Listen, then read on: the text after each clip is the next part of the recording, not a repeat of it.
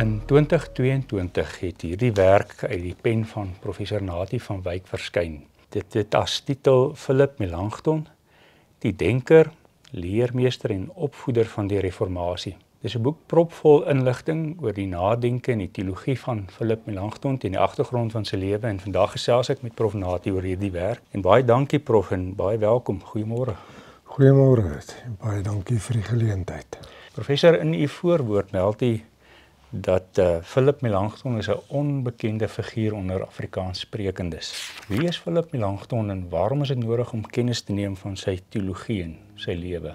Christo, dit is baie belangrik dat ons kennis neem van Philip Melanchthon. Hy is een van die 3 groot reformatore. Naas Luther en Calvin is Melanchthon die groot figuur. Eintlik was hy 'n baie groter figuur gewees as Luther self.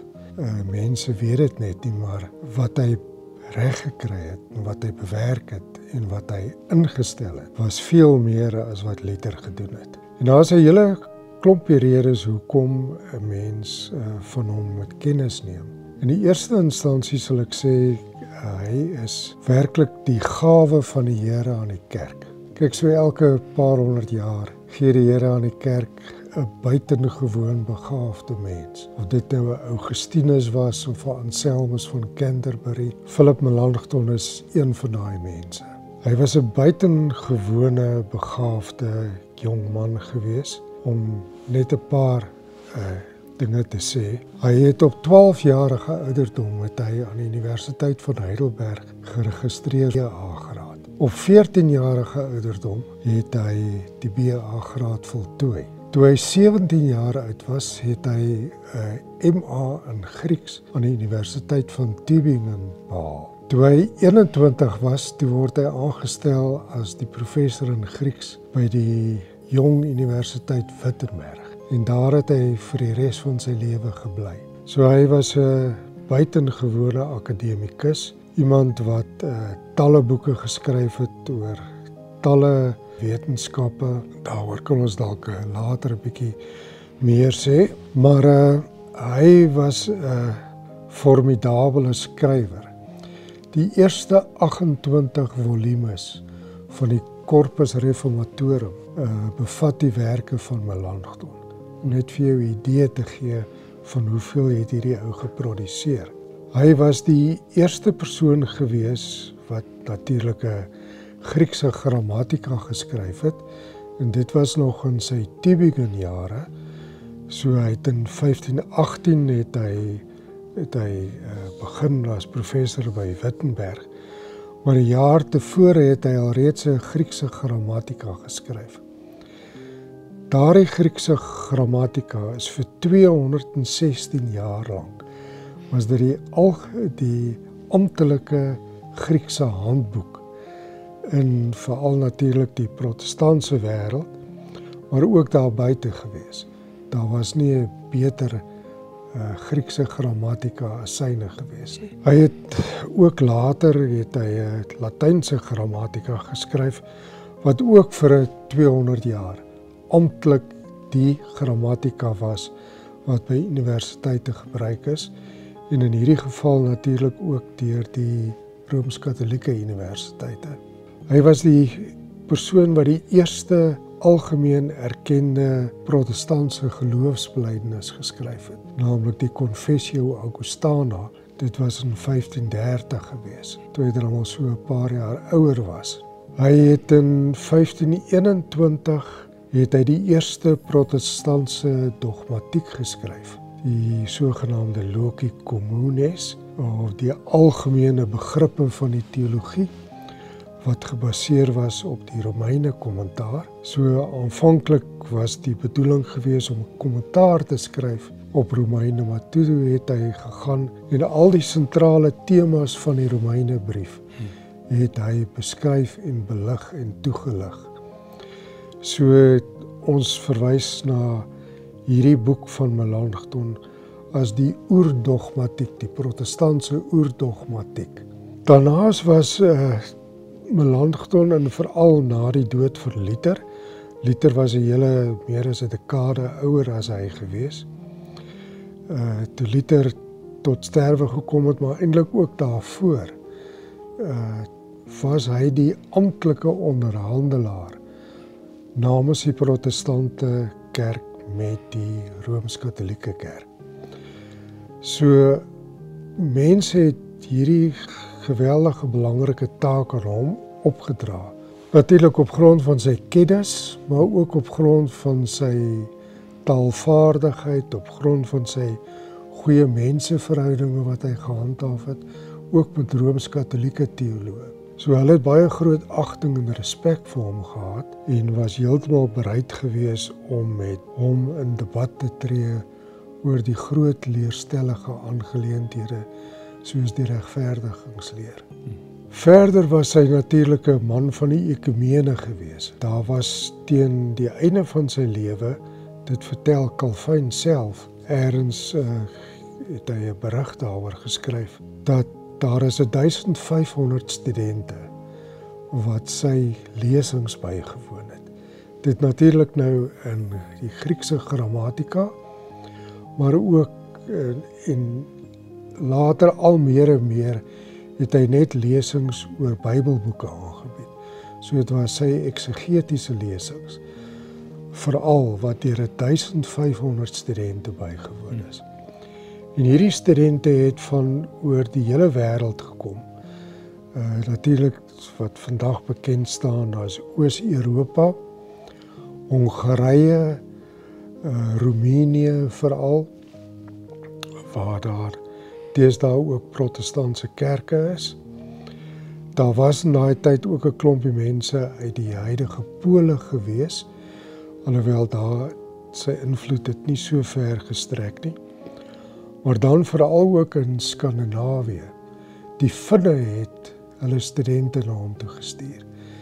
En as gevolg van Philip Melanchthon se invloed is die Bybel in Fins vertaal, die liedere is in Fins vertaal en waarna hy selfs ook 'n aandeel gehad het. So hy het 'n geweldige groot ekumeniese invloed gehad. Daarnaas is daar nog 'n klomp ander dinge. Ek dink die tyd sal ons nie toelaat om daarna te verwys nie, maar hy het visitasieriglyne vir die kerk opgestel. Hy het self ook visitasie gedoen. Hy het riglyne vir die proponentsexamenkommissie opgestel. Hy het op 'n stadium het hy daarop gestaan dat die universiteit finalejaar studente moet orden en nie die kerke nie, want hy het die predikante wat aan die leiding gestaan het van die proponentsexamenkommissies, het hy doodgewoon nie akademies vertrou nie. En so hy was ook op sy manier iemand wat sy wil op almal afgedwing het. Hy het ook 'n baie groot aandeel gehad in die skryf van die eerste kerkordes gewees. Iets wat hy gehaat het. Hy het glad nie daarvan gehou nie. Hy het op 'n stadium het hy gewerk aan die Deense kerkorde, maar wat vir hom nie baie lekker was nie. Hy was 'n denker gewees, hy was 'n groot filosoof gewees, afgesien van 'n groot taalkundige.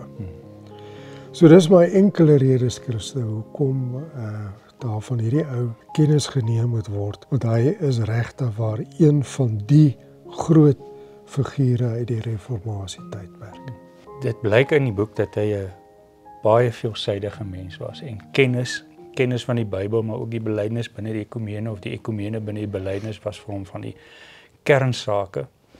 Maar hy het ook belangstel in verskeie ander velde. Ek dink hy verwys ook na astronomie en astrologie en verskillende wetenskaplike. Hy sê die kerk moet kennis neem daarvan.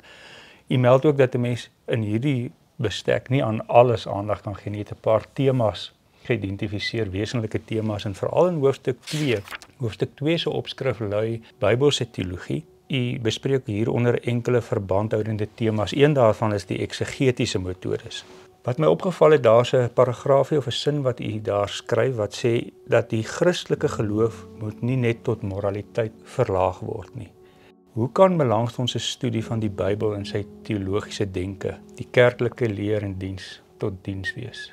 Kom laat ons sê, ek dink wetenskaplike teologie soos wat ons dit vandag ken, begin by Philip Melanchthon. Hy was die persoon wat aangedring het daarop dat alle studente Grieks en Hebreëus moet leer. So dis die eerste belangrike eksegetiese of hermeneutiese beginsel wat hy vasgelê het, dat jy moet uit die brontekste moet jy jou werk doen. Jy kan nie net staat maak op 'n klompie historiese dokumente van belangrike figure, of dit nou Augustinus of Thomas van Aquinas of wie dit nou ook al mag wees. Dit is altyd belangrik, maar teologie kan nie net doodgewone herhaling wees van historiese menings nie. Daar moet altyd teruggegaan word na die bronne toe. En hierdie bronne moet opnuut geëksegetiseer word met alles tot jou beskikking. En natuurlik in daai tyd was dit natuurlik 'n wêreld wat vir mense oopgegaan het toe hy met sy Griekse maar ook Hebreëse kennis, want hy het alreeds as 'n kind ook by sy stiefpa Johannes Rooiglin in Tübingen, wat een van die min mense noord van die Alpe was wat Hebreëus geken het. Hy het ook 'n Hebreëse grammatika geskryf en 'n konkordansie. En die Philip het by hom aan huis gewoon. En so het hy as 'n jong kind, jy weet nie, jy praat van 'n kind van 10 jaar uit, het hy Hebreëus geleer by sy oom. So hy het die Hebreëus ook geken. Later sou hy vir Luther baie gehelp het met die vertaling van die Ou Testamentiese Bybelboeke. Jy weet, dit is eintlik totaal verkeerd om te beweer dat Luther het die Bybel vertaal in Duits. Was dit nie vir Melanchthon gewees nie, sou Luther nooit dit kon regkry nie. Melanchthon het hom met 'n klomp dinge moes help. Nie net grammatikale kwessies nie, maar doodgewoon die vertaling byvoorbeeld van edelgesteentes, wat Luther nie geken het nie. So hy het nie van goud en silwer en smarag en allerlei sulke dinge geweet nie. Ja. Dit het hy alles by Melanchthon geleer. Maar goed, dit is die eerste belangrike ding. Die tweede belangrike ding wat Melanchthon vir ons geleer het, is dat die eksegese altyd ingebed moet wees in die teologie van die vroeë kerk. En daarmee het hy bedoel die Niceense geloofsbelijdenis. Wat ons nou hierdie jaar gedenk. So, hy was die eerste persoon eintlik in eeue gewees wat die Niceense geloofsbelijdenis opgediep het en weer geaktualiseer het. Hy het ook trouwens in die tyd toe hy rektor was, en hy het rektor geword op 26-jarige ouderdom. Maar goed, dit is nou nie permanent nie, dit was vir kort fases wat hy rektor was. Maar in daardie tyd het hy daarop aangedring dat daar lesings aangebied moet word vir die teologiestudente oor die Niceense geloofsbelijdenis. Hy het dit aanvanklik self gedoen, maar hy kon toe nie by alles uitkom nie. En sy een vriend, Camerarius, wat ook 'n kenner van Grieks was, later by die Universiteit van Leipzig, hy het toe die lesings oorgeneem, en tot sy dood toe was daar aan die Universiteit van Wittenberg lesings oor die Niceense geloofsbelijdenis gewees. So, hierdie balans tussen kritiese eksegese en die belijdenis van die kerk kom van Melanchthon af. 'n volgende belangrike dingetjie wat Melanchthon ons geleer het, was om nie na net enkele teksverse te kyk nie. Jy moet na die geheel van 'n Bybelboek gaan kyk. En hy het natuurlik begin met die Romeinebrief kommentaar, of uit daai lesings wat hy oor die Romeinebrief aangebied het, dit van 1519 af. So onthou nou 1518 is hy aangestel. 1519 begin Luther se moeilikheid en hy is nie meer in Wittenberg nie.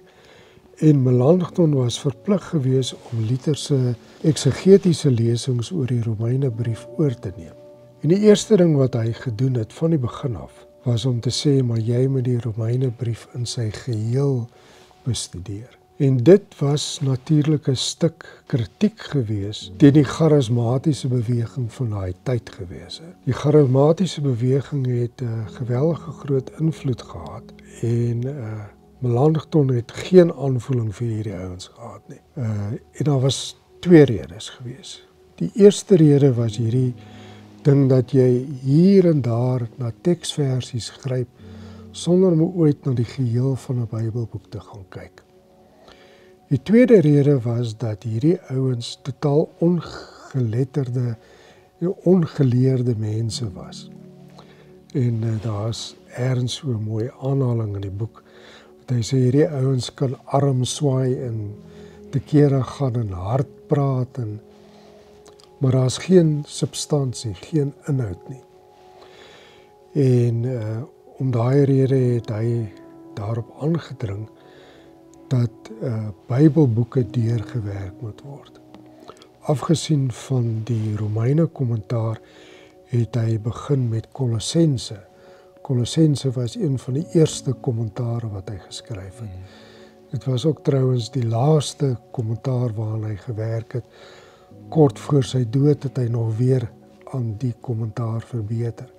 So Kolossense het ook 'n baie belangrike rol gespeel in Melanchthon se denke.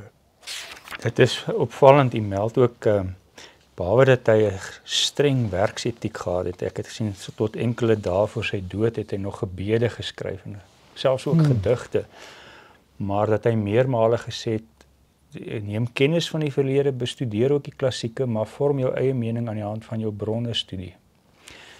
Nou in hoofstuk 3, die opskrif hier by hoofstuk 3 is antropologie.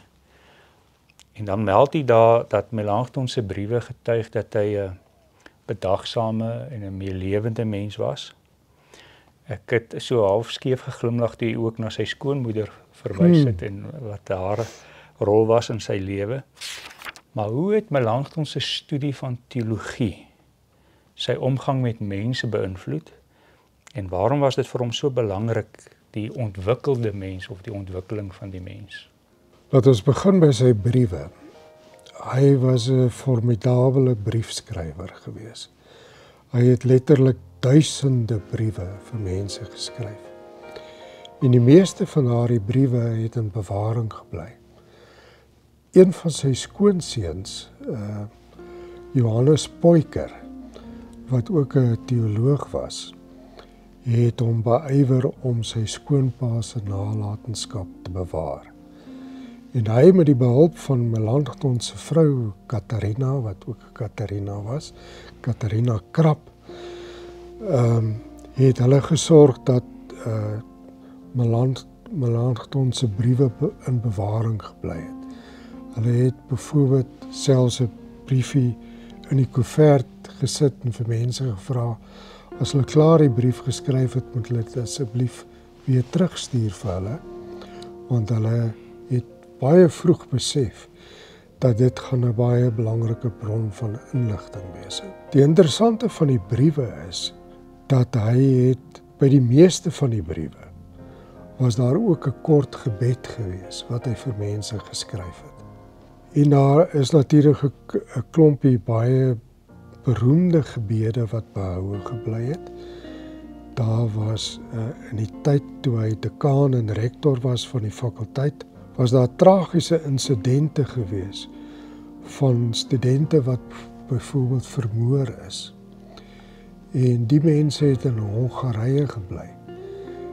En het hy vir die ouers briewe geskryf om sy meelewing te betoon, vir hulle te verduidelik wat hulle kon uitvind oor die moord op die kind, die begrafnis, wat hy natuurlik dan self waargeneem het hy dan 'n afskrif van die preek vir die ouers gestuur, met dan natuurlik nou 'n gebed. So het hy korrespondensie met baie mense gehad. Een van die beroemde mense met wie hy gekorrespondeer het, was Henry die 8ste van Engeland gewees. So Henry die 8ste het as gevolg van Melanchthon het hy 'n protestant geword.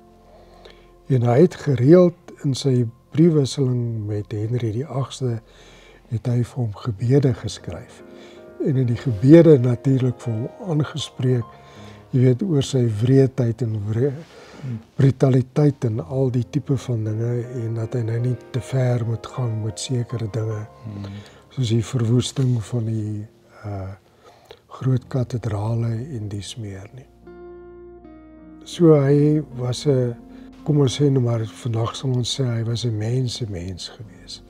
Iemand wat besorgd en begaan was, natuurlik in die eerste instansie oor die teologiestudente, maar ook natuurlik nou die ouens wat doodgewoon tale studeer het, maar ook die ander studente. So hy het gereeld met hulle vergader, by sy huis ontvang. Melanchthon was een van die bevoorregte mense wat 'n groot baksteenhuis gehad het. Hy het aanvanklik, dink as ek reg onthou, vir 13 jaar het hy ook maar in 'n klein houthuisie gebly. Maar die grootste gedeelte van sy lewe het die Keurvors vir hom 'n groot baksteenhuis gebou. Die gebou het in bewaring gebly. Hy is natuurlik deur die eeue telkens weer opgeknap, maar 'n pragtige groot gebou waar studente by hom kom eet het. Hulle het hom 'n famulus genoem. Hierdie famulus was nie net sy sekretaris nie, maar hy was ook sy kok gewees.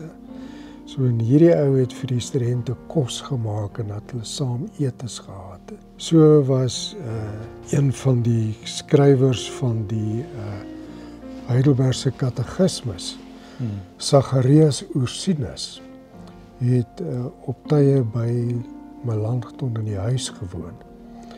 Hy het vir die meeste van die tyd in die huis langs hom gewoon, maar daar was vir lang tye wat hy by hom aan huis gewoon het.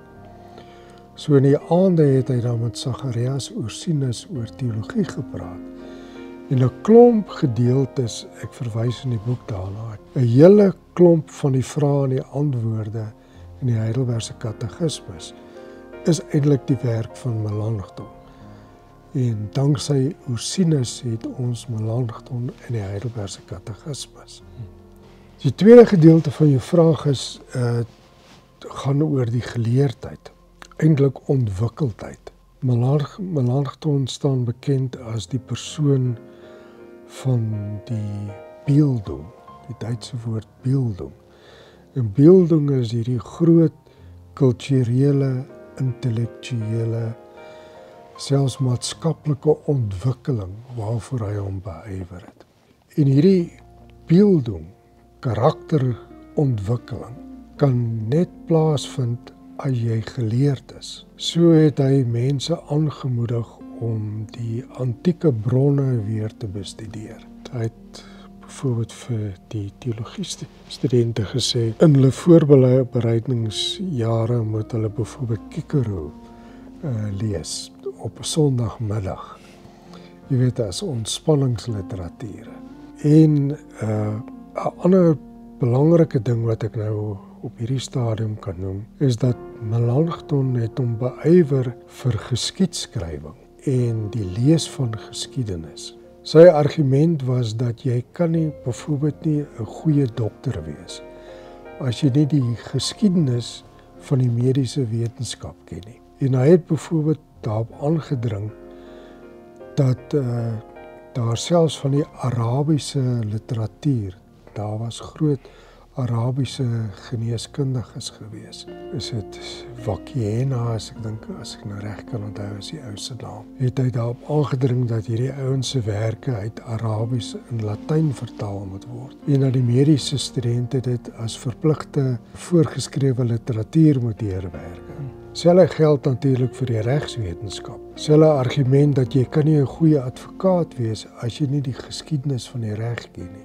En om daai rede het hy die ouens verplig om weer die ou Romeinse regsbronne te bestudeer en seker te maak dat hulle dit behoorlik onder die knie kry. Die corpus juris canonici. Ja, natuurlik. En dit alles danksy Melanchthon, wat hierdie visie gehad het, alreeds eintlik as 'n kind op Heidelberg, het hy gesê dat hierdie korpus van vakke wat die ouens in hulle BA-studie moet leer, wat eintlik omtrent al die wetenskappe van daai tyd moes uitgebrei word met twee dinge. En dit was met digkuns en met geskiedskrywing. Geskiedenis was nie deel van daai korpus nie en danksy Melanchthon het dit deel geword van daai korpus. So hy het in terme van die antropologie, nie net die teologiese antropologie nie, maar ook die filosofiese antropologie, het Melanchthon 'n reuse bydrae gelewer. Nou, jy verwys, hy is aan die een kant 'n biddende akademikus, aan die ander kant 'n pastor, en hy het ook te doen gekry met die dood. In die hoofstuk waarin hy aandag gee aan die eskatologie, meld en ek haal aan, Philip Melanchthon se lewe was 'n lewe van konfrontasie met die dood. Wat is die agtergrond van hierdie gedagte en hoe het Melanchthon as teoloog die werklikhede van lyding en nood hanteer of benader? Ja, Melanchthon was sy hele lewe lank gekonfronteer met die dood. Sy oupa, aan wie hy baie geheg was, asook sy eie pa, is op 11-jarige ouderdom oorlede. Sy eie klein seentjie, Georg, is dood op 3-jarige ouderdom, wat nou nie vreeslik snaaks was vir daai tyd nie. Kinders het baie vroeg gesterf. Maar sy dogter Anna is later, sy was ook maar baie jonk geweest toe sy oorlede was, en dit was as gevolg van huisgeweld. Sy was getroud geweest met die rektor van die Universiteit van Keulen. Melanchthon was van die begin af gekant teen hierdie huwelik, want hy het reg deur hierdie ou gesien. Maar in elk geval, jy weet, Wittenberg is ver van Keulen af, so hy kon nie sy hand hou oor sy dogter nie. En sy is letterlik in huisgeweld is sy dood. En dit het hom geweldig ontstel. Hy het ook in 'n diep depressie verval, omdat hy nie daar was vir sy dogter en aan haar die nodige beskerming kon gee nie, terwyl hy geweet het wat eintlik in die huis gebeur. So, dit was maar van die enkele dinge, die ander ding is, hy was 3 keer in sy lewe blootgestel aan die pes, en duisende mense het in daai tyd gesterf. So hy was vir lang tye, elke liewe dag, was daar lidmate van die gemeente wat gesterf het as gevolg van die pes. Daar was aanhoudende begrafnisse en dies meer. En Melanchthon se argument was dat teologiebeoefening gaan in 'n groot mate oor die hantering van die dood. Of dit nou in terme van 'n begrafnis is, of dit in terme van sterwingsbegeleiding is, of om mense te troos na die afsterwe, maar jy is besig met die dood. En hy het natuurlik in sy geskrifte baie aandag gegee aan die tema van die dood. En so het hy byvoorbeeld in sy eskatologie aandag gegee aan die tema wat baie keer verwaarloos word oor die tema van sonde en sterflikheid. Hy was een van die min mense wat kans gesien het om daardie tema te hanteer. Maar hy het natuurlik ook op 'n klomp ander maniere aan die eskatologie aandag gegee. In die Confessio Augustana is daar een belangrike artikel wat hy geskryf het oor wat hulle noem die dubbele uitgang van die geskiedenis. Dat daar mense is wat gered sal word en mense is wat nie gered sal word nie. Wat natuurlik 'n redelike problematiese en selfs 'n omstrede ding in die teologie was en is dalk vandag nog meer as destyds. Maar dit is so een van die min dinge waaroor hy en die Rooms-Katolieke saamgestem het.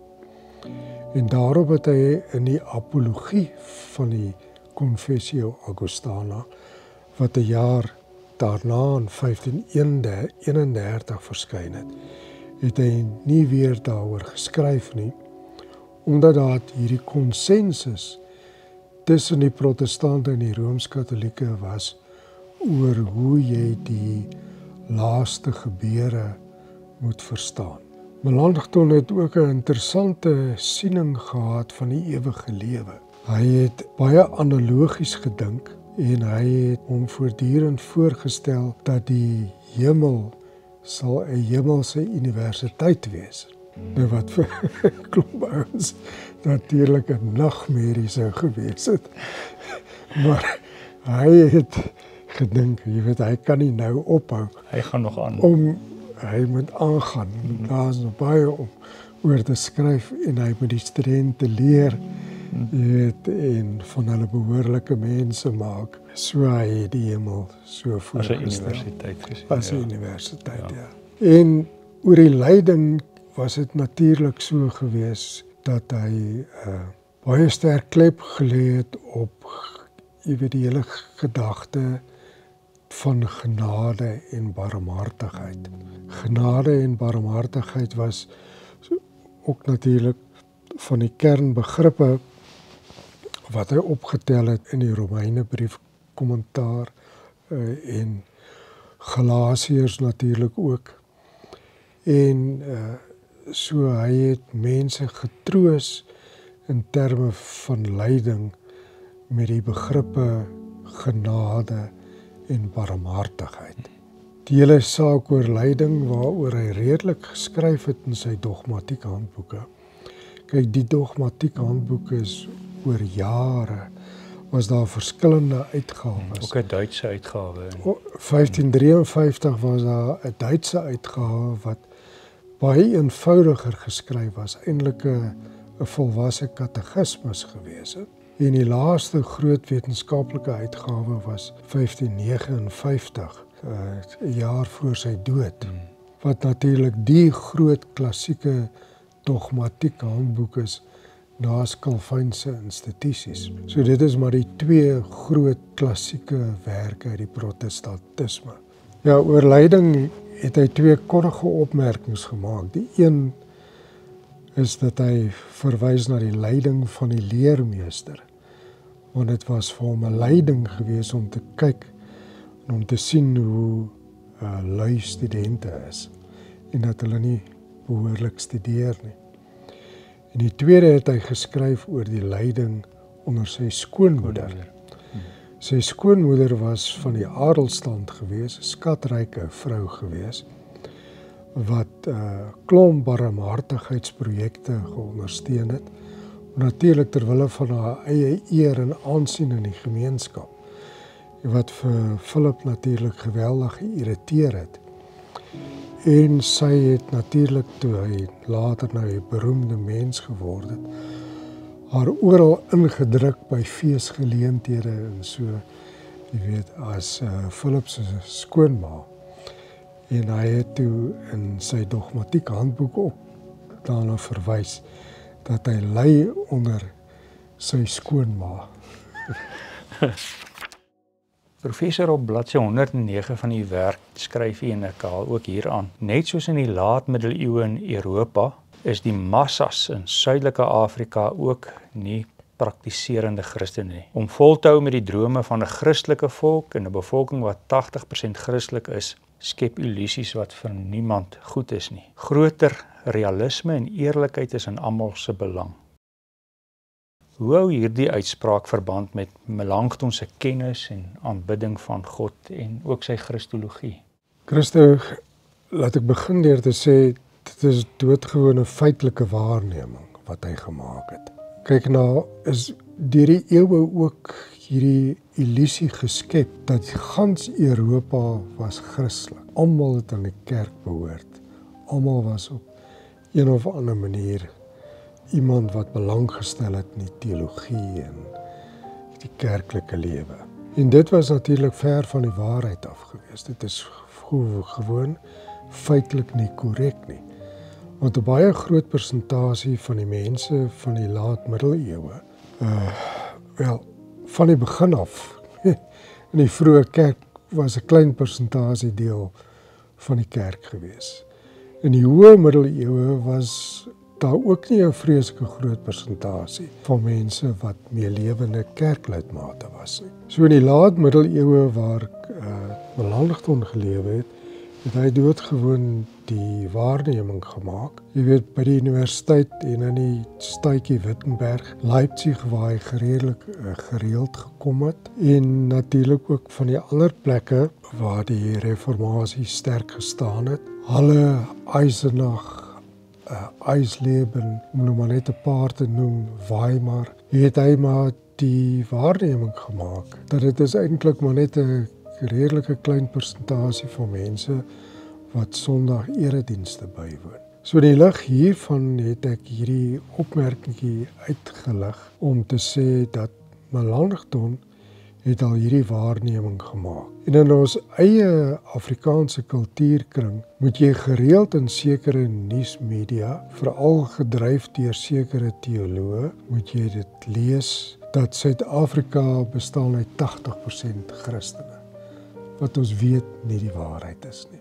80% van die mense is nie Christene nie. Selfs onder 'n Afrikaans sprekendes weet ons dat daar is 'n groot persentasie van mense wat hulle totaal geheel en al van die kerk distansieer. Dat die ateïsme en die gnostisisme het net geweldig toegeneem oor hierdie laaste, kom ons sê 20 jaar of so. So ek het gedink het is belangrik om hierna te verwys,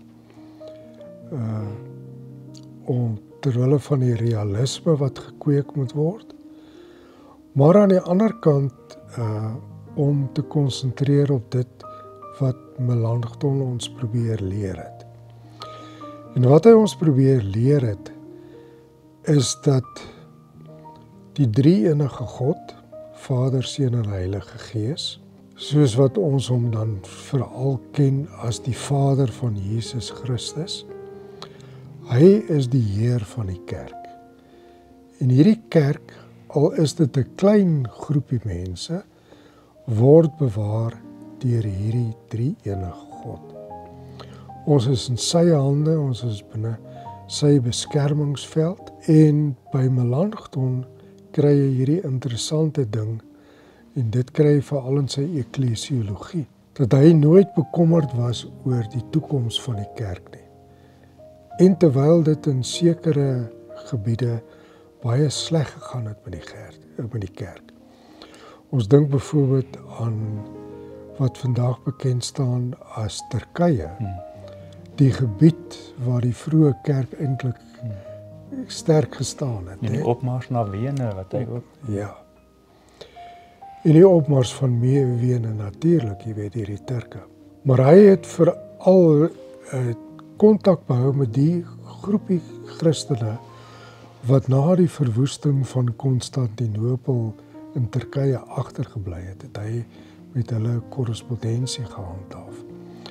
Hy het ook gesorg dat van die bronne wat daar was, wat die Turke nie verwoes kon kry nie, wat diep in argiewe is in grotte weggesteek was, het hulle Wittenberg toegebring op 'n gereelde basis. En Melanchthon met natuurlike klomp mense later rondom hom wat Grieks geken het hierdie Griekse tekste ontsluit. Maar die belangrike punt wat ek wil maak is dat hy het vir hierdie mense gesê, al is julle 'n klein groepie Christene in wat nou deesdae Turkye is, moet julle nie bekommerd wees nie, die Here sal julle beskerm en die kerk sal nie tot niet gaan nie. Die kerk sal bewaar word. So het hy natuurlik ook vir die Duitsers in verskillende gebiede waar jy weet daar groot vervolging was, het hy mense bemoedig en gesê, julle moet twee dinge doen. Julle moet aanhou om die woord te bestudeer. Predikante moet met groot ywer en toewyding die woord verkondig en die res moet julle oorlaat aan die Heilige Gees. Die Heilige Gees sal geloof skep. Daar sal altyd mense wees wat gaan glo. En hierdie gelowiges sal bewaar word deur die drie-enige God. Dit is opvallend in die begin van die boek, as hy so ook met die owerhede korrespondeer, dan beklemtoon hy dat 'n volk, of mens kan selfs die sprong maak, die kerk word nie bewaar deur mure te bou nie, maar deur kennis te kry Ja, van die evangelie. Professor, hier is nou ander hoofstukke waaraan ons ook kan aandag gee, maar ek hoop van ons mense wat na ons luister sal self die boek ter hand neem en gaan lees. Hier het in hoofstuk 6 gehandel oor van die sentrale temas van die reformatie, iets soos wat u meld wat daar oor selfde geskryf word deesdae. Dit is die geregtigheid van God en die regverdiging deur die geloof. En dan hier in hoofstuk 7 en 8 beskryf hy en bespreek hy onderskeidelik die Christelike lewe, die moraliteit, etiek en dan die eklesiologie, die kerk van Jesus Christus. Maar in hoofstuk 9 sluit hy af, hy fokus dan met die titel of die opskrif denkende godsdiens. En dan is daar die versigtiging wat hy uitspreek. Mag die lees van Melanchthon se argumente tog die dinkwilligheid in die teologie terugbring. Waarom hierdie uitspraak? Die rede is eenvoudig dat ons het in die afgelope 10-20 jaar dit beleef, ook in ons eie kerk, dat daar vreeslik baie gekonsentreer word op emosie en op gevoel en doodgewoon maar samesyn. Die hele gedagte van moraliteit wat toegespits word op eintlik goeie medemenslikheid. En in die proses het die kern van hierdie reformatoriese teologie natuurlik volgens Luther, Melanchthon, Calvin en so, het dit verlore gegaan. Melanchthon het gesê dat die Christendom is 'n denkende godsdiens. En die feit dat dit 'n denkende godsdiens is, onderskei dit van ander godsdienste. Vat byvoorbeeld die Islam, wat nie 'n denkende godsdiens is nie. Dit konsentreer net op rituele en op wette. Jy weet, daar is 'n wet en jy moet hierdie wet gehoorsaam. En as jy nie hierdie wet gehoorsaam nie, sal die Here jou straf op allerlei maniere. Maar denke oor, selfs ons het net gepraat oor lyding, oor groot katastrofes, natuurkatastrofes en so, is net nie iets waaraan mense in die islamitiese godsdiens dink nie. Terwyl in die Christelike godsdiens was dit van die begin af was dit problematies. Hoe kan 'n God wat goed en regverdig en almagtig is, al hierdie eintlik booshede oor mense laat kom? Jy weet, of dit nou in terme van tsunamies of aardbewings of pestepidemies is of wat ook al. Hoe gaan jy met hierdie vraag, die sogenaamde teodisee-probleem om? En Melanchthon het ons geleer dat die Christendom is die enigste godsdiens wat denkend met hierdie probleme omgaan. Maar om denkend met lewensprobleme om te gaan, moet jy ook kennis dra van die filosofie. Daar is nie teologie moontlik sonder die filosofie nie. Nie dat die teologie ooit in filosofie uitloop nie, maar jy het die filosofie nodig om die teologie te verstaan. Een klassieke voorbeeld, jy verwys na die ding van die geregtigheid van God. Hy was een van die mense wat daarop gestaan het dat Aristoteles weer bestudeer moet word. En nie deur die filter van die laat-middeleeue nie. Die laat-middeleeuse teoloë het natuurlik ook baie van Aristoteles gemaak. Die skolastiek. Ja, die skolastiek. Maar een bepaalde perspektief gehad. En dit is, en natuurlik het Aristoteles dit ook geleer, maar hulle het die Aristoteles se leer oorgeneem. En dit is dat 'n mens is 'n mens op grond van jou dade, op grond van dit wat jy doen, op grond van, deesdae praat die mense van jy moet 'n verskil maak in die wêreld. En hierdie verskilmakery maak van jou 'n goeie, aanneemlike mens. En jy vind aansien by God op grond van dit wat jy doen. En in ons eie kerk is dit wat verkondig word. Jy weet, daar moet nie geglo word nie, daar moet nie gedink word nie, daar moet net gedoen word. Daar is niks fout daarmee nie, natuurlik is dit deel van die Christelike godsdiens. Maar as jy meen dat jou geregtigheid voor God hang af van wat jy doen en hoe jy presteer in die lewe, mis jy die hele punt van die Nuwe Testamentiese boodskap, wat sê jy word geregverdig deur geloof. So Melanchthon se argument was, deur Aristoteles opnuut te bestudeer en te besef dat dit was maar een puntjie gewees wat hy gemaak het, en nie eers die sentrale punt nie. Kan jy mettertyd agterkom, maar ook Aristoteles verskil van Paulus. En wat belangrik is nie Aristoteles nie, maar Paulus. En so deur 'n geleerde mens te wees, om kennis te dra van die filosofie, gaan jou help om by die Pauliniese teologie, wat hy gesien het as die hart van die Nuwe Testament, uitkom. So kom jy by die regverdigingsleer uit, via die filosofie. Professor, nee, baie dankie. Ons het aan die begin het ons gesê dat Melanchthon is 'n onbekende figuur in Afrikaans sprekende se wêreld, en nou in Afrikaans kon ons van hom kennis neem, 'n denker en 'n leermeester en opvoeder van die reformatie. Die uitgewer van die publikasies is Syhousis. Ons sal vir u ook 'n skakel daarheen stuur. En ons vertrou die van u wat meer van Philip Melanchthon wil weet, sal die moeite doen. Maar professor, dankie dat ons so iets kon ontdek van een van die reformatoriese vadere, maar sy denke en ook sy menswees. Baie dankie. Dankie Christus, dankie vir die geleentheid.